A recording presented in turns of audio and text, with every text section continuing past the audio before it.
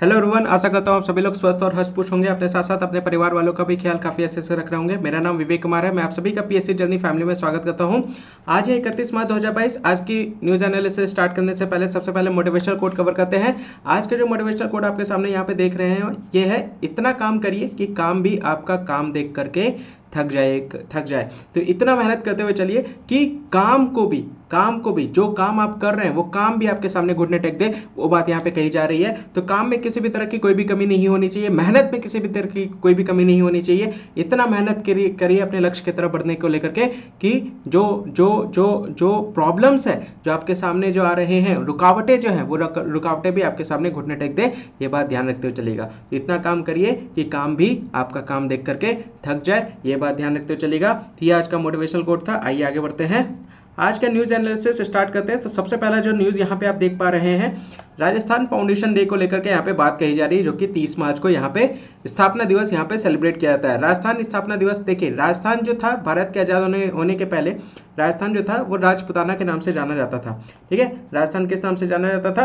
Rajasthan statehood day. यहाँ पे आप देख सकते हैं स्थापना दिवस के रूप में यहाँ पे इसको सेलिब्रेट किया जाता है हर वर्ष 30 मार्च को। ये ध्यान रखिएगा, 30 मार्च को हर साल राजस्थान दिवस या राजस्थान राज्य स्थापना दिवस के रूप में ये आपका क्या है, मनाया जाता है। इस दिन 1949 में क्या हुआ था, राज्य का गठन किया गया था, जब राजपुताना को भारत के डोमिनियन में मिला दिया गया था। यानी जब भारत में ये आपका शामिल होता, भारत में कब ये शामिल हुआ था, यानी जब भारत आजाद हो गया था, उसके बाद भी ये भारत का हिस्सा नहीं था। ये ध्यान में रखते हुए चलेगा।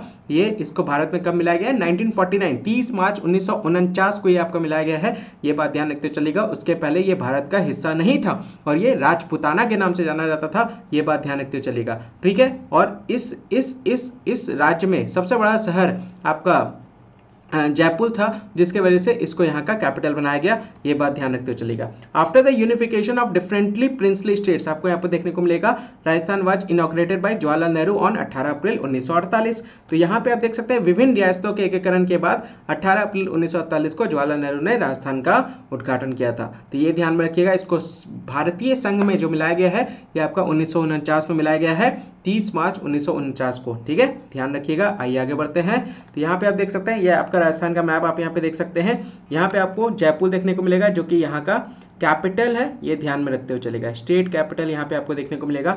हरियाणा देख सकते हैं, पंजाब देख सकते हैं, उत्तर प्रदेश देख सकते हैं, ठीक है, गुजरात देख सकते हैं, ये आपको देखने को मिलेगा।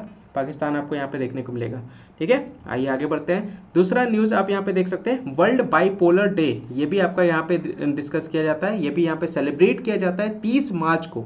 बाइपोलर दिवस यानी मेंटल डिसऑर्डर की बात यहाँ पे कही जा रही है, मानसिक संतुलन सही ना रहना जो कि है जिन लोगों का, उसको लेकर के ये दिवस यहाँ पे डेडिकेट किया गया। विश्व भर में इसको सेलिब्रेट किया जाता है बाइपोलर डे के रूप में। ये बात ध्यान रखिएगा, द्विध्रुवी यहाँ पे दिवस के रूप में ये आपका सेलिब्रेट किया जाता है 30 मार्च को। ये बात ध्यान रखिएगा। To spread awareness about the mental disorder, यहाँ पे आप देख सकते हैं, यहाँ पे मानसिक विकार के बारे में जागरूकता फैलाने के लिए हर साल 30 मार्च को विश्व ध्रुवी दिवस यहाँ पे सेलिब्रेट किया जाता है। यह दिन विश्व प्रसिद्ध डच चित्रकार, जो डच जो पेंटर है विंसेंट वैन गोग, उनकी बर्थ एनिवर्सरी के रूप में, उनके जयंती के रूप में ये आपका क्या किया जाता है, सेलिब्रेट किया जाता है। ये बात ध्यान रखिएगा। जो पश्चिमी कला के इतिहास में सबसे प्रभावशाली कलाकारों में से एक थे। कौन है? विंसेंट वैन गोग, इसके बारे में बात कही जा रही है। यह दिन लोगों को समस्या के बारे में बात करने और उन लक्षणों पर ध्यान देने के लिए प्रोत्साहित करता है जिनसे वो जूझ रहे होते हैं। ये बात ध्यान रखते चलेगा। उन सिम्टम्स के बारे में यहाँ पे लोगों को ये क्या किया जाता है, प्रभावित किया जाता है, जो बेसिकली इस तरह की चीज़ों से सफ़र कर रहे होते हैं।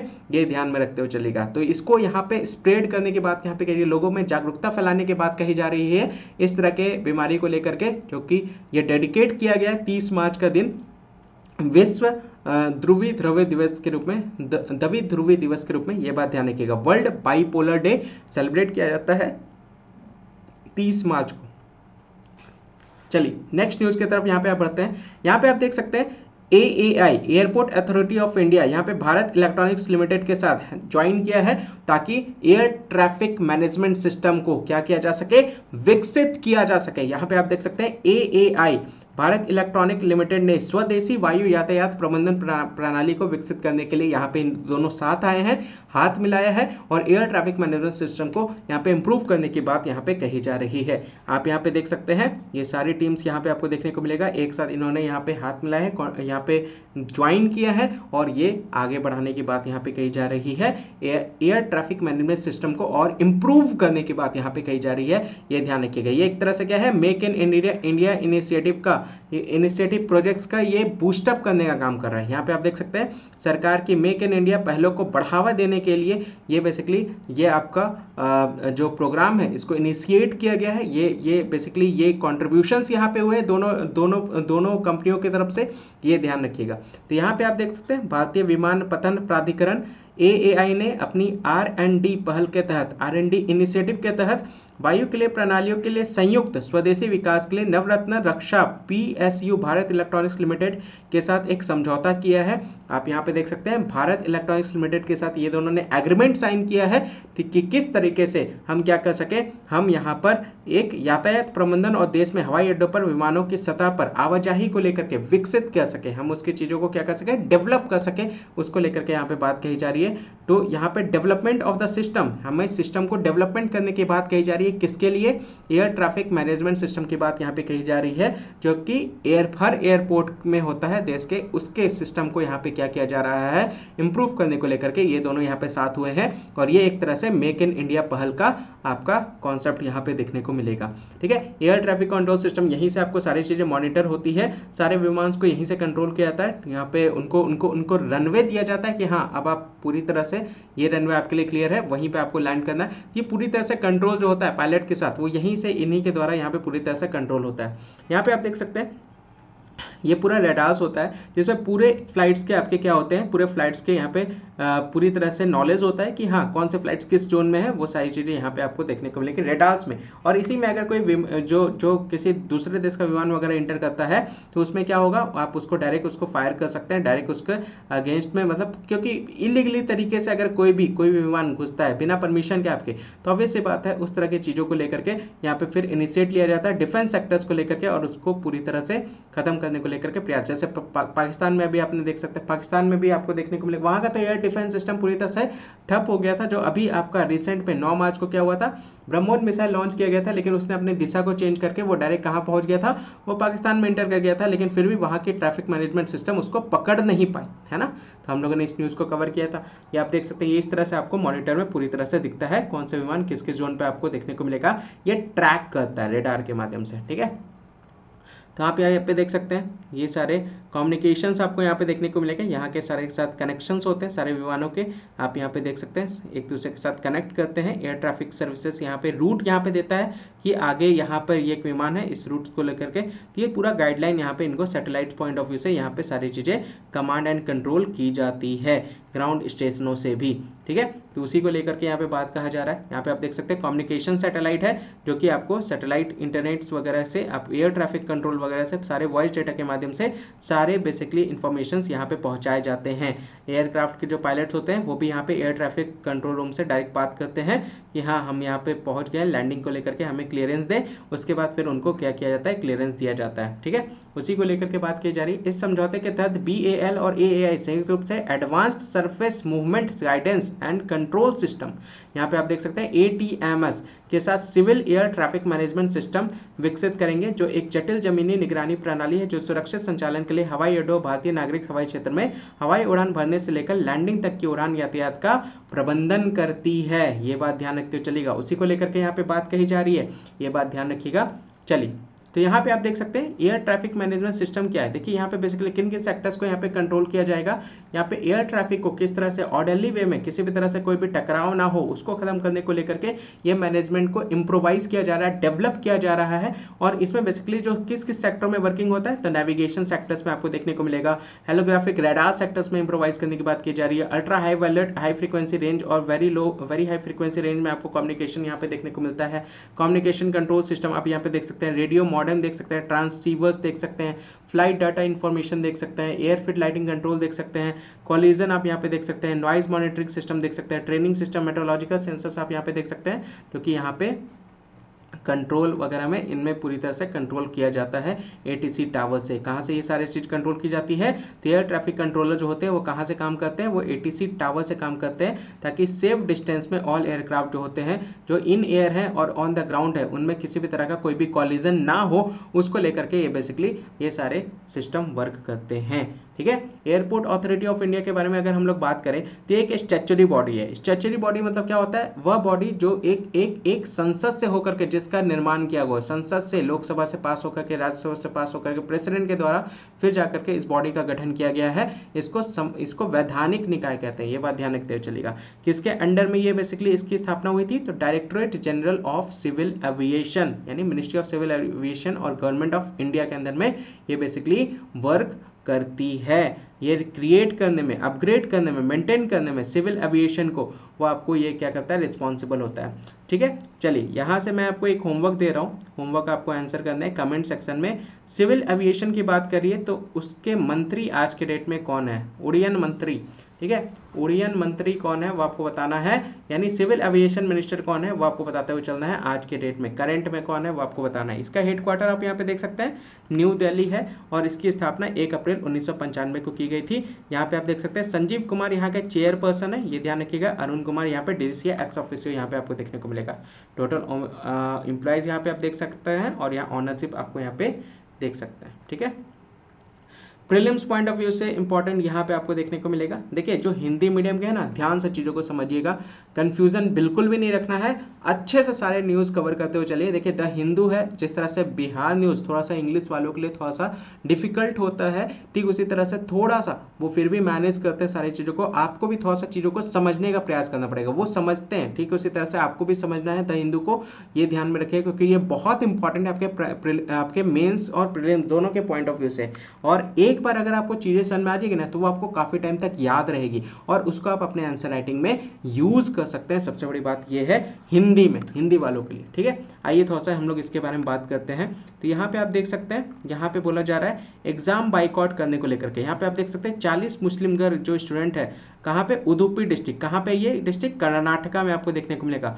वहां से इनको क्या कर दिया गया? इनको बेसिकली एग्जाम मना कर दिया गया इनको। ये बात ध्यान रखिएगा, प्री यूनिवर्सिटी एग्जामिनेशन में इंटर करने को लेकर के, अपीयर होने को लेकर के, क्योंकि ये student decided not to appear for the exam without wearing the head scarf as they were hurt by the recent Karnataka high court. उनके द्वारा मना कर दिया गया कि हम बिना हेड स्कार्फ के हम इंटर नहीं करेंगे एग्जामिनेशन हॉल में। तो उसको लेकर के यहाँ पे बात कही जा रही है, जो कि रिसेंट में कर्नाटका हाई कोर्ट को लेकर के जो वर्डिक्ट आया था हिजाब को पहनने को लेकर के इनसाइड क्लासरूम को लेकर के। ठीक है। यहाँ पे आपको 15 मार्च में यहाँ पे ये पिटीशंस को डिसमिस कर दिया गया था हाई कोर्ट की तरफ से कि हिजाब पहन करके किसी भी क्लासरूम में इंटर करने को लेकर के ये इस्लामिक प्रैक्टिस के अगेंस्ट में है। इजेंशियल नहीं है, is not a part of essential. ये इस्लामिक प्रैक्टिस के इजेंशियल पार्ट में नहीं आता है हेड स्कार्फ। तो उसी चीज़ को लेकर के यहाँ पे आप देख सकते हैं एग्जाम यहाँ पे बाइकआउट किया गया 40 मुस्लिम गर्ल्स के द्वारा उदुपी डिस्ट्रिक्ट कर्नाटका में। ये बात ध्यान रखते हुए चलेगा। अगला यहाँ पे आप देख सकते हैं 3102 यानी 3102 करोड़ रुपए यहाँ पे आपके कॉन्ट्रैक्ट साइन हुए डिफेंस मिनिस्ट्री ऑफ इंडिया और भारत इलेक्ट्रॉनिक्स लिमिटेड के बीच में,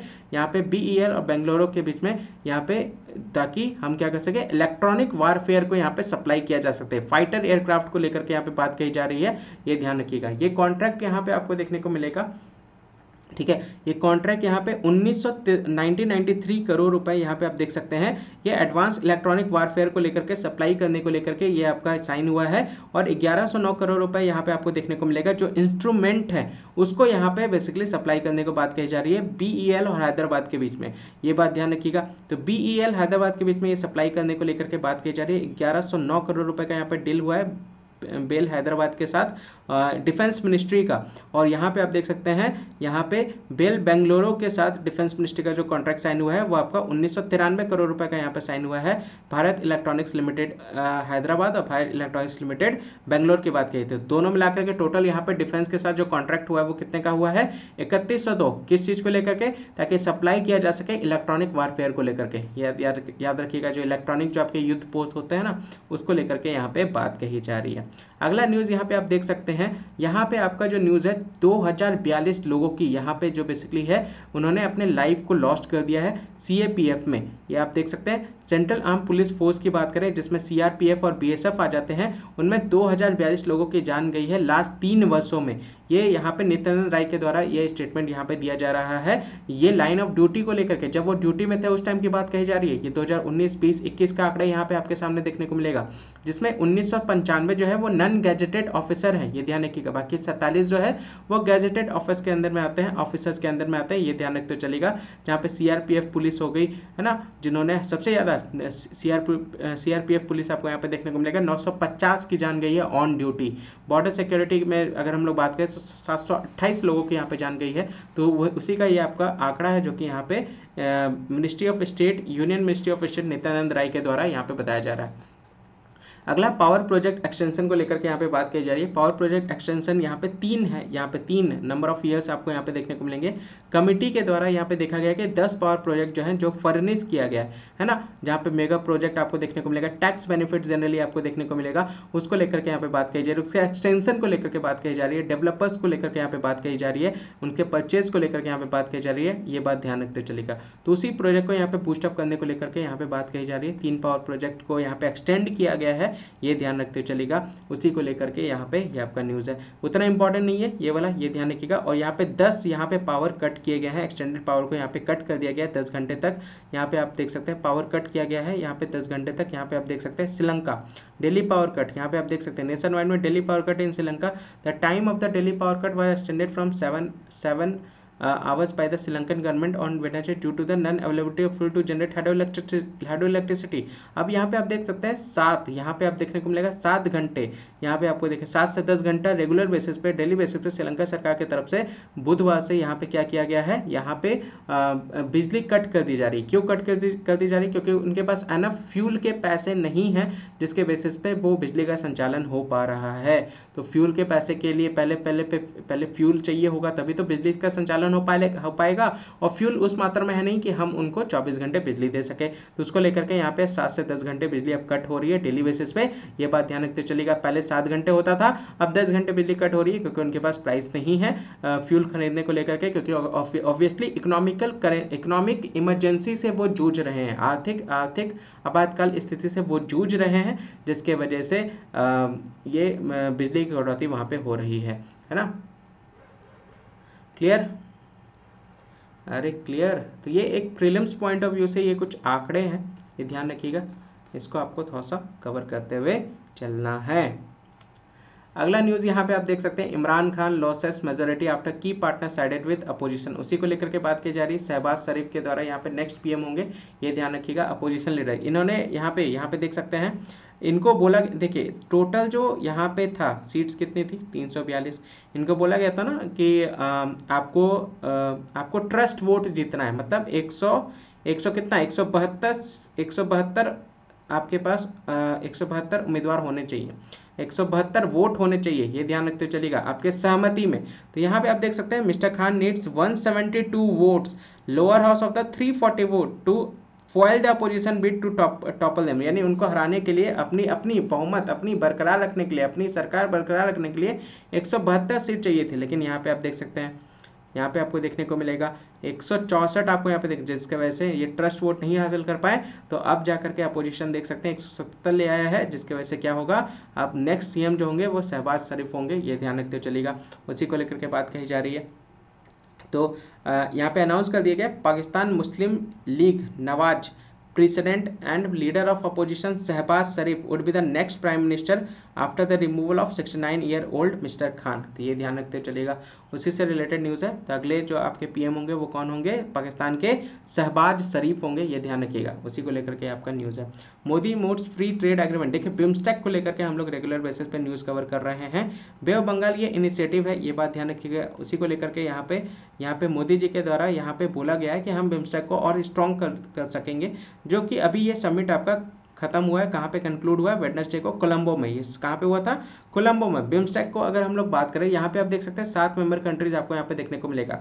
इसकी स्थापना 1997 को हुई थी। यहाँ पे बैंकॉक डिक्लेरेशन को लेकर के यहाँ पे आपको देखने को मिलेगा 22% वर्ल्ड पॉपुलेशन को लेकर के यहाँ पे इन कंट्रियों में आपको यहाँ पे देखने को मिलेगा, जो कि कॉन्ट्रीब्यूट करती है जीडीपी की। अगर हम लोग बात करें तो यहाँ पे आपको देखने को मिलेगा इन सभी देशों को मिलाकर के $2.7 ट्रिलियन यहाँ पे आपको देखने को मिलेगा, कंबाइंड जीडीपी है यहाँ पे।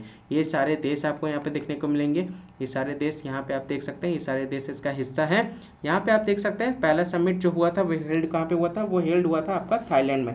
पहला समिट कहाँ पे हेल्ड हुआ था, पहला समिट हेल्ड हुआ था थाईलैंड में। उसी को लेकर के यहाँ पे बात कही जा रही है। Sri Lanka is the current chair, तो आज के डेट में जो कौन इसको चेयर कर रहा है, तो आज के डेट पे श्रीलंका कर रहा है, ये ध्यान रखिएगा। 1/4 वर्ल्ड ट्रेड गुड्स अक्रॉस पे, तो पे ऑफ बंगाल वाले एरिया में बेसिकली ट्रेड को लेकर के, व्यापार करने को लेकर के ये आपका बिम्स्टेक का गठन किया गया था। यहाँ पे जनरली जो एरिया को फोकस करता है वो ट्रेड हो गया, टेक्नोलॉजी हो गया, एनर्जी हो गया, ट्रांसपोर्ट हो गया, टूरिज्म हो गया और फिशरीज हो गया। इन सभी सेक्टर्स को ये क्या करता है, फोकस करता हुआ चलता है। ठीक है, यहाँ पे आप देख सकते हैं India, Nepal, Bhutan, Bangladesh, Myanmar, Thailand, Sri Lanka यहाँ पे आपको देखने को मिलेगा जो कि इसका सदस्य है। ठीक है, यहाँ पे डियरनेस अलाउंस की बात की जा रही है, 3% यहाँ पे हाइक कर दिया गया है सेंट्रल गवर्नमेंट स्टाफ का जो भत्ते होते हैं उसी को लेकर के यहाँ पे बात कही जा रही है। तो एडिशनल इंस्टॉलमेंट यहाँ पे आपको देखने को मिलेगा सेंट्रल गवर्नमेंट स्टाफ को लेकर के, यहाँ पे 3% यहाँ पे बढ़ोतरी कर दी गई है, ये ध्यान रखिएगा। ये मीटिंग में जो चेयर किए गए थे ये प्रधानमंत्री, इसको यहाँ क्या किए गए, प्रधानमंत्री की अध्यक्षता में इसको चेयर किया गया था, ये ध्यान रखिएगा। और उसी को लेकर के यहाँ पे बात कही जा रही है। ठीक है, क्लियर, ये ध्यान रखिएगा। Working hard to help Sri Lanka, देखिए यहाँ पे श्रीलंका जयशंकर के यहाँ पे क्या कह रहे हैं, देखिए यहाँ पे अभी हम लोगों ने कल के डेट में ही हम लोगों ने कवर किया था, टोटल कितने एग्रीमेंट यहाँ पे साइन किए गए थे, कितने एग्रीमेंट साइन किए गए थे, 6 किए गए थे ना। भारत यहाँ पे 6 एग्रीमेंट यहाँ पे साइन किया है श्रीलंका के साथ, ताकि उसकी इकोनॉमी को बूस्टअप करने में मदद मिल सके।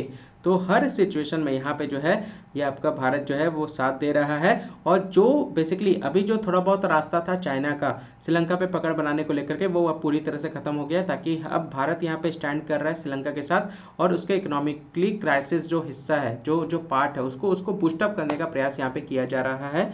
और हम हर तरीके से साथ दे तैयार हैं, जयशंकर जी के द्वारा कहा जा रहा है कि हम पूरी तरह से मेहनत कर रहे हैं कि श्रीलंका को हम पूरी तरह से सहायता प्रदान कर सके। और अभी $2.4 बिलियन भी प्रोवाइड किया गया था। अभी आप देख सकते हैं यहाँ पे इंडियन क्रेडिट लाइन, यहाँ पे $1 बिलियन का भी यहाँ पे एसेंशियल इंपोर्ट्स को लेकर के यहाँ पे ये ऑपरेशनलाइज्ड किया गया, यानी यहाँ पे एग्रीमेंट साइन किया गया है।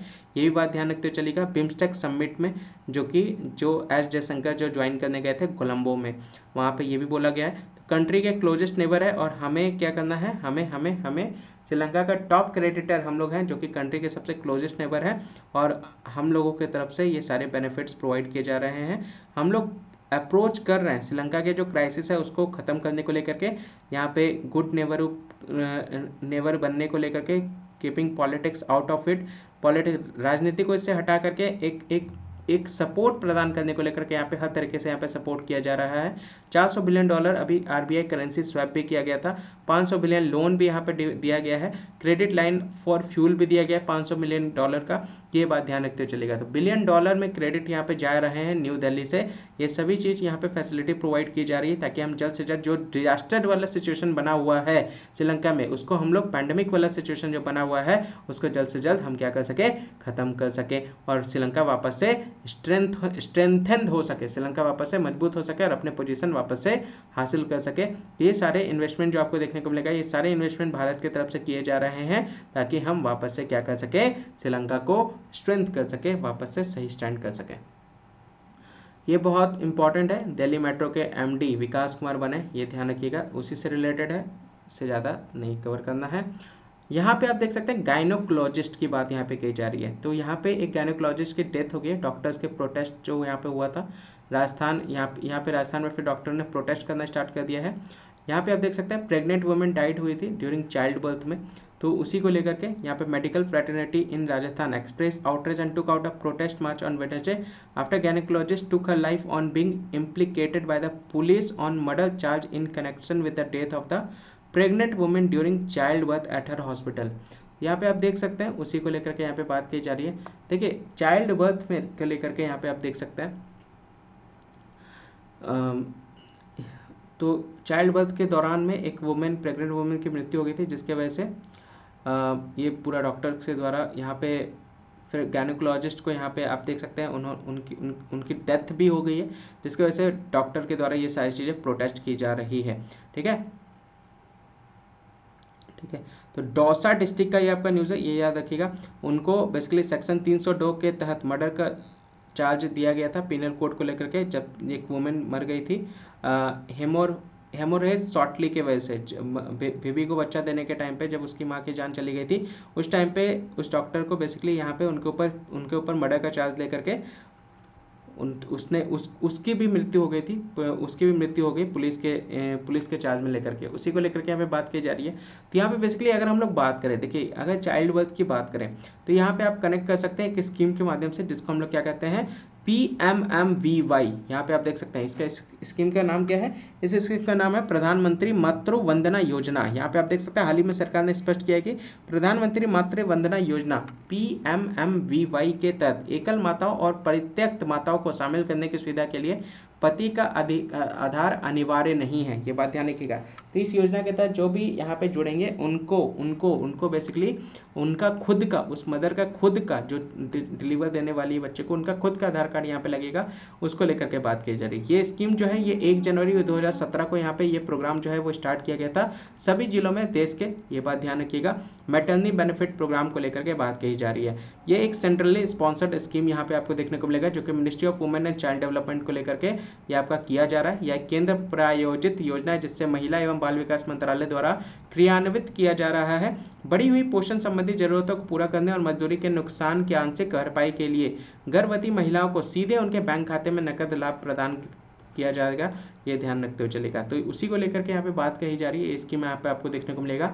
आधार की बात करें तो आपका आधार नंबर कभी आपने नोटिस किया है? आधार नंबर कितना डिजिट का होता है? अगर नोटिस नहीं किया है तो जा करके जरूर देखिएगा। 12 डिजिट का ये आपका आधार नंबर आपको देखने को मिलेगा, UIDAI नंबर यहाँ पे आप देख सकते हैं। ये सभी के पास होना कंपलसरी है, अनिवार्य है भारत के सभी निवासियों के लिए भारतीय विशिष्ट पहचान प्राधिकरण, क्योंकि एक बेसिक डॉक्यूमेंट के अंदर में इसको डाल दिया गया भारत सरकार की तरफ से। तो आपके पास कोई भी डॉक्यूमेंट्स हो या ना हो, आपके पास आधार कार्ड होना जरूरी है। तो आप कहीं पे भी जाएंगे तो आपसे सबसे पहले आधार कार्ड ही मांगा जाता है, ये बात ध्यान रखिएगा।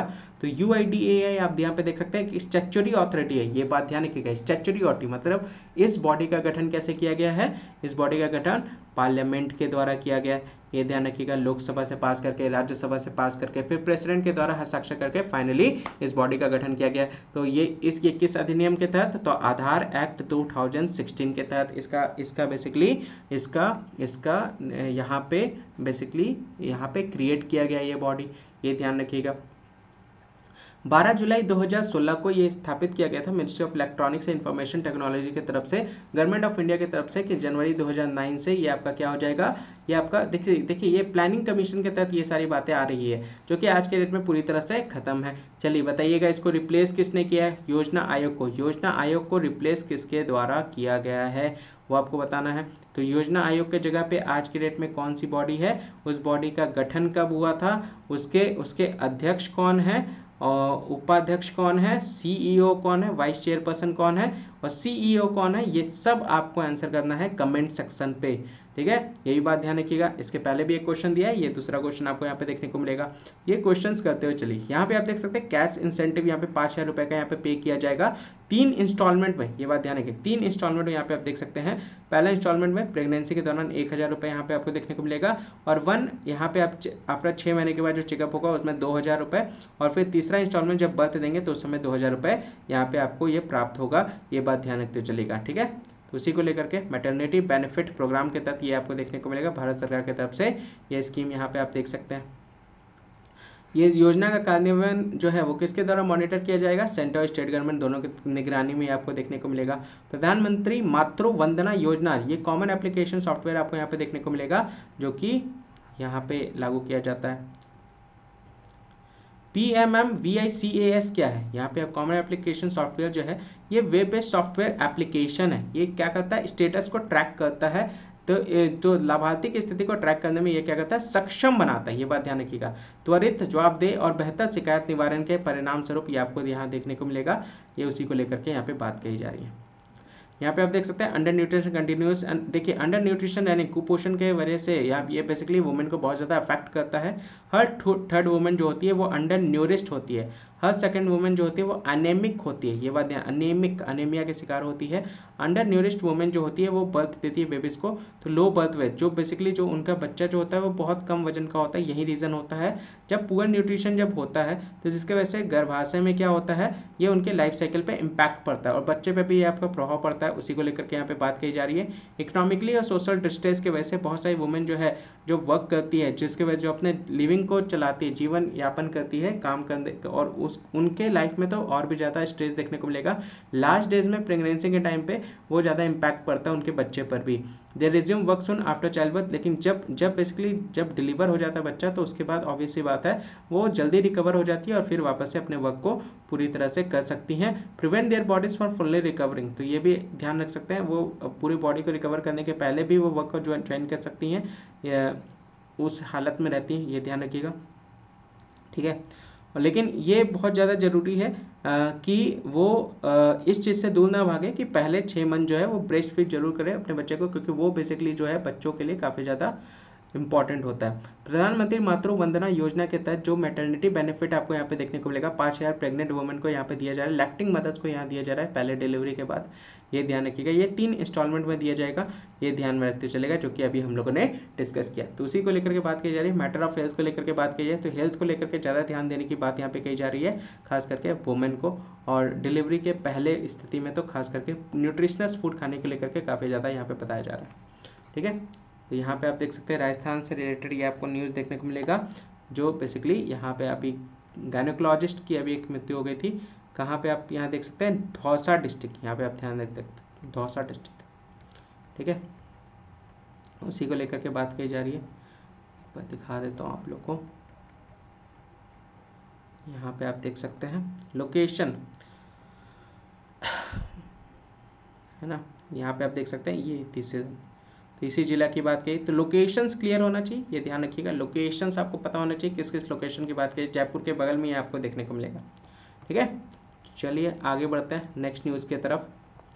ये सारे न्यूज़ है, अच्छे से कवर कर लीजिएगा, ठीक है। इसरो के द्वारा यहाँ पे ट्रैकिंग किया जाएगा स्पेस डेब्रिस को, ठीक है, उसी को लेकर के यहाँ पे बात की जा रही है। जो स्पेस जंक है, जो जंक मटेरियल्स आपको देखने को मिलेंगे स्पेस में, उसको थ्रेट करने को लेकर के यहाँ पे एसेट्स करने को लेकर के यहाँ पे बात की जा रही है इसरो के द्वारा, ताकि वहाँ पे ऑर्बिट किया जा सके, ट्रैकिंग कैपेबिलिटी को बढ़ाया जा सके, ये ध्यान रखते हुए चलेगा। तो space debris tracking radar with range of 1500 kilometre, यहाँ पे 1500 किलोमीटर में ऑप्टिकल टेलीस्कोप से ये सारी चीज़ें मॉनिटर की जा सकती है। अर्थ के बाहर अगर कोई भी डेब्रिस वगैरह आपको देखने को कोई भी ऐसे जो चीज़ें हैं जो बेसिकली जो अर्थ की तरफ मूव कर रही है, तो उसको यहाँ पे क्या किया जाएगा, ऑब्जेक्ट को ट्रैक किया जा सकता है अराउंड अर्थ, अगर कोई भी आपको इस तरह की चीज़ें आपको यहाँ पे देखने को मिलेगा जो अर्थ के नज़दीक आ रही है, तो उसी को लेकर के यहाँ पे बात की जा रही है। स्टोन सैंपल्स वगैरह टाइप के अगर होते हैं तो उसी को लेकर के यहाँ पे इसरो यहाँ पे स्टेप अप यहाँ पे कर रहा है, ताकि ट्रैक किया जा सके स्पेस में डेब्रिस वगैरह को, ये ध्यान रखते हुए चलेगा, ठीक है। उसी को लेकर के यहाँ पे बात की जा रही है, यहाँ पे 1000 किलोमीटर से यहाँ पे आपको देखने को मिलेगा 1500 किलोमीटर तक का रेंज को ये आपका कवर कर सकता है, ये ध्यान रखते हुए चलेगा, 1500 किलोमीटर तक का डिस्टेंस को ये आपका कवर कर सकता है, ठीक है, क्लियर। ये किसके द्वारा किया जा रहा है, ये आपका इसरो के द्वारा किया जा रहा है, ठीक है। जो बेसिकली टुकड़े होते हैं ना, टुकड़े जो स्टोन मटेरियल्स वगैरह जो होता है, जो बेसिकली एस्ट्रॉइड्स वगैरह होते हैं, खगोल पिंड वगैरह होते हैं, मलबा वगैरह होता है, उसको बेसिकली यहाँ पे ट्रैक करने की बात यहाँ पे कही जा रही है। ये रेडार यहाँ पे आपको देखने को मिलेगा, कहाँ पे है, श्रीहरिकोटा रेंज में आपको देखने को मिलेगा, ताकि एक हमारे स्पेस के जो प्रॉपर्टीज़ है उसमें किसी भी तरह का कोई भी हानि ना हो, उसको प्रोटेक्ट किया जा सके अगर हम लोग उसको ट्रैक कर लेंगे तो किसी भी डेब्रिस को, तो ठीक है। तो यहाँ पे आप देख सकते हैं India Germany discuss Ukraine situation, तो यहाँ पे आप देख सकते हैं इंडिया यहाँ पे आपको देखने को मिलेगा, यूक्रेन आप यहाँ पे देख सकते हैं, यूक्रेन के सिचुएशन को यहाँ पे डिस्कस करने की बात यहाँ पे कही जा रही है, ये ध्यान रखते हुए चलेगा। यूक्रेन के सिचुएशन को यहाँ पे डिस्कस किया जाएगा, उसी को लेकर के यहाँ पे जर्मनी की बात, जर्मनी यहाँ पे आप देख सकते हैं, जर्मनी यहाँ पे आपको देखने को मिल रहा है, ठीक है। तो Berlin foreign security adviser said there is a solid basis of community of view with our friends in India, Germany would not preach or teach India about its position on Russia's war in Ukraine, but hope that no friendly country would attempt to subject sanction put in place by the US. यहाँ वही बात बोली, रसिया यहाँ पे जो America के द्वारा या फिर बाकी कंट्रियों के द्वारा जो सैंक्शन लगाए गए हैं वो किसी भी तरह के उस पर कोई भी सवाल वगैरह उठाने को लेकर के यहाँ पे बात की जा रही है। किसी भी तरह का कोई भी उसको लेकर के सैंक्शंस को अपलिफ्टमेंट करने को लेकर के यहाँ पे बात की जा रही है। यहाँ पे प्लॉटर के द्वारा बोला गया कि वो national security adviser Ajit Doval के साथ और एस जयशंकर के साथ 2 डे विजिट पर यहाँ पे मिले हैं। और India had some differences with the western countries, Bharat की सोच जो है वो पश्चिमी सोच से काफ़ी ज़्यादा अलग यहाँ पे देखने को मिलेगा।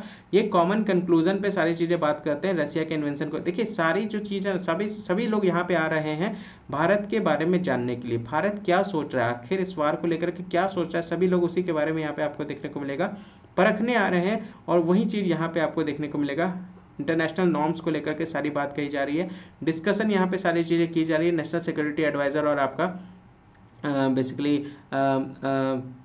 एस जयशंकर के साथ सारी चीज़ों को फ्रेंडली कंट्री मतलब उसी को लेकर के पूरा यूक्रेन सिचुएशन को लेकर के यहाँ पे पूरा व्यू ऑफ यहाँ पे दिया जा रहा है, किस तरह से हम इसको क्या कर सकें, ख़त्म कर सकें।